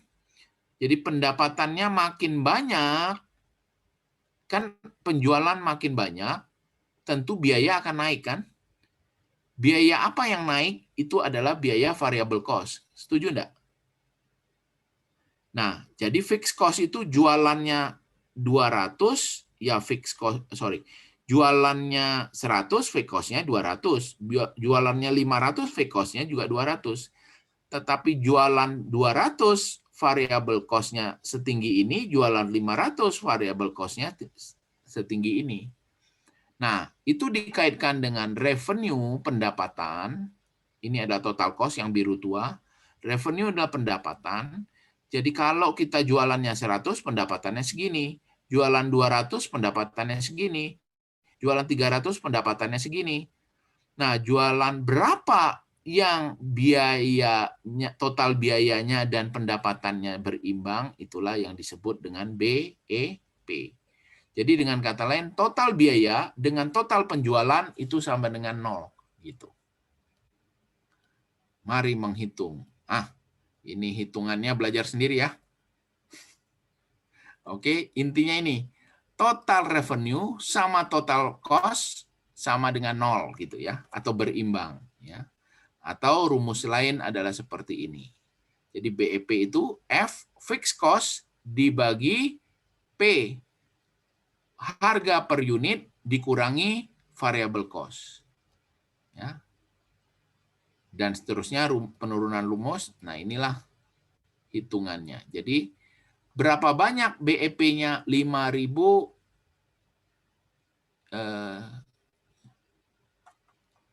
BEP dalam dolar adalah 22.857. Jadi kalau kita pendapatannya 22.000 berarti kita impas, nggak ada untung. Atau kalau penjualan kita 5.700, itulah pendapatan kita impas. Ya, BEPX itu, BEPX adalah break even unit dalam poin, break even point dalam unit. Kalau BEP dolar adalah break even point dalam value of money-nya. Jadi dalam contoh ini 22.857 dolar itu adalah value of money BEP. Sedangkan berapa unit atau unit mangkok bakso yang kita jual harus 5.714 mangkok. Clear? Nah, itu gambarnya nanti kalau digrafikkan kira-kira gitu. Nah, ini contoh yang lain bisa dihitung. Saya nggak usah bahas lah ya, gini-ginian. Bisa go through sendiri kan? Bu Rahmawati? Ya, Pak. Masih ada nggak? Masih Bisa, ada. bisa ikutin sendiri kan, nanti dibaca pelan-pelan. Atau kita nggak ada ujian gitu. Ya, bisa Pak, insya Allah. Oke, nah sehingga nanti decision itu kita bisa, ini dalam kasus yang tadi, itu adalah contoh bagaimana kita melihat pada akhirnya yang kita pilih yang mana. Gitu. Nah, setelah kita pilih dengan kos-kos yang ada, dengan BEP yang paling minimum, kita bisa lihat misalnya kalau pabriknya besar, itu akan rugi 14.000 dolar. Kalau pabriknya sedang, akan positif 18.000 dolar. Kalau pabriknya kecil, kita hanya mampu menjual 13.000 dolar. Maka yang optimal yang mana? Yang 18.000 kan? Gitu. Artinya apa? Kalau marketnya lagi booming, segini kita dapat. Kalau marketnya lagi tidak booming, kita ruginya segini. Nah, ini adalah salah satu cara bagaimana kita menghitung dari capacity planning itu dalam rangka untuk mengambil keputusan kita itu menambah mesin, ya, atau kita harusnya tetap steady walaupun ada biaya atau ada opportunity loss. Tapi tadi saya ingatkan opportunity loss itu dosanya lebih besar daripada kita kelebihan stok. Tapi sekali lagi dalam bisnis tentu ini semua harus diperhitungkan sebagai basis pengambilan keputusan. Oke, ada pertanyaan? Boleh nanya, Prof? Ya. Tadi kan disampaikan tentang itu ya, maklon. Maklun ya? Iya, maklun. Nah, kebetulan saya itu kan ada rencana, udah mau rencana memaklun satu produk di salah satu pabrik di Bogor. Nah, apa sih kiranya gitu yang harus diperhatikan ketika kita akan memaklun suatu produk gitu? Anda sebagai prinsipalnya ya, pemilik produknya. Iya. Pabriknya punya orang lain. Iya. Ya, itu dibaca aja Pak, term and condition kontraknya. Udah trial belum? Lagi develop produknya. Oh iya. Nah, tentu Bapak jangan apa istilahnya? Jangan termakan PHP misalnya. Oh, kami bisa Pak, pasti bisa. Jadi pertama Bapak harus trial dulu. Kan yang punya produk Pak Elgin. Nah, Pak Elgin punya produk atau sebagai prinsipal. Nah, produk yang Bapak mau itu ketika trial di tempat dia, seindah warna aslinya enggak. Yang desain, kualitas, semua sesuai dengan Bapak. Lalu perhitungan bisnisnya kira-kira cocok atau enggak hitungannya. Nah, kalau semua itu di tahap trial cocok, lalu Bapak harus punya klausul, misalnya Bapak kontrak dengan dia setahun gitu ya. Setiap bulannya katakanlah 1.000 piece gitu. Produknya apa sih Pak Elgin? Di herbal sih Pak. Nah, misalnya katakanlah 1.000 box setiap bulan dia komit Bapak lalu kontraknya setahun. Di dalam klausul perjanjian, upayakan ada klausul sewaktu-waktu dapat dihentikan dari pihak Pak Elgin. Kan kita belum tahu kan dalam perjalanan. Jadi jangan sampai nanti kontrak itu mengikat harus 1 tahun. Dan 1.000 itu harus konsisten. Jadi kalau Bapak tidak bisa serap 1.000, Bapak kena penalti. Jadi hal-hal seperti itu harus diantisipasi. Nah, tapi sebaliknya, ketika kita bagus ya, ternyata produk dia bagus, juga kita bisa mengatakan dengan kesepakatan ulang kita bisa menambah volume produksi itu. Jadi lebih pada apa ya istilahnya exit klausul, Pak. Antisipasi, prepare for the worst, hoping for the best itu dalam bisnis. Jadi kita berharap yang terbaik, tetapi kita harus punya klausul-klausul kontrak yang prepare for the worst. Ya, secara umum begitu, tapi nanti mesti dibaca klausul kontraknya.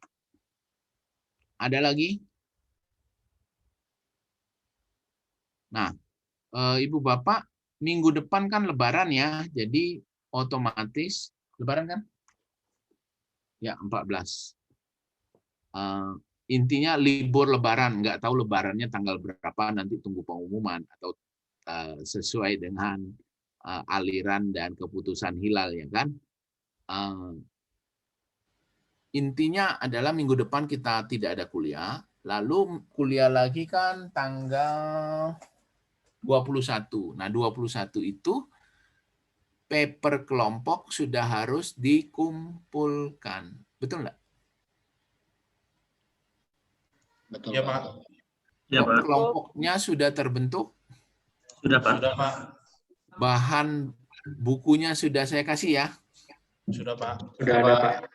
Dari situ, nah ini dibikin yang baik, PPT-nya disiapkan, karena kelompok mana yang maju duluan, nanti akan kita tentukan pada saatnya. Jadi semua kelompok siap, semua kelompok mengumpulkan papernya.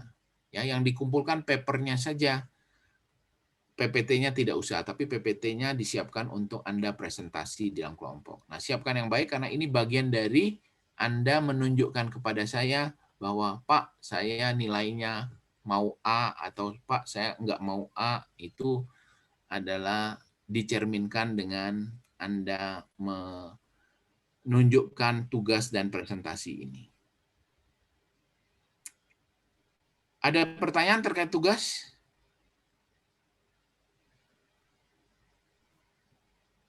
Tidak ada.